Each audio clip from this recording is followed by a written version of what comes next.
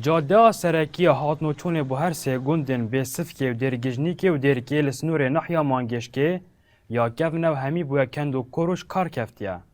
ولاتین ویجی دمی هاتنوچون سر و جادید کن زوری و زحمتیت بینن و دلگران دبن. اولگورگوتن آوانجی ضرر و زیان به ترامبلین واجید کفن جبرش کار کفتن و جاده. وی شرعی بما چیکن چکر رکاما بردامه یا همی اختار همی کورکن و تانسان و هشتوی سردوری صدامیه هر حالا یومش حکمت کردستانی بما وی شرعی چیکن ولاتیک جید بیجید هاتنوچون کازور سر و جاده هیا جبلی کره سرکی هاتنوچون ولاتین وان هر سه گوندانه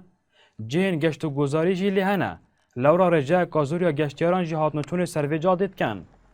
قاطع دیلی دبا و سال به سال جیب خودی افدره همه جهه سفرانه. اری والله که شما قاطع دی سفری دبا نما بنیالا و شکر بون مجال هست کرد.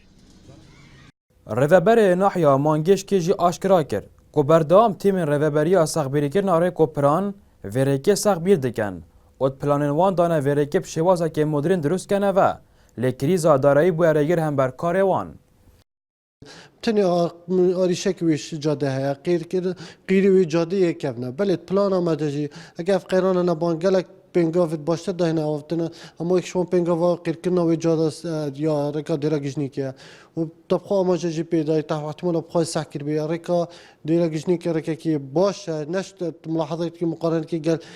گلک جهات احتمال خرابتر لشویش بس لبی رکا یا سایه یا درسته.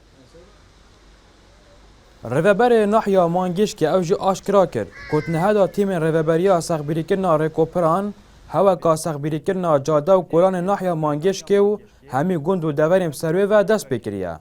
بوار حلمین آرتی ناحیه مانگش که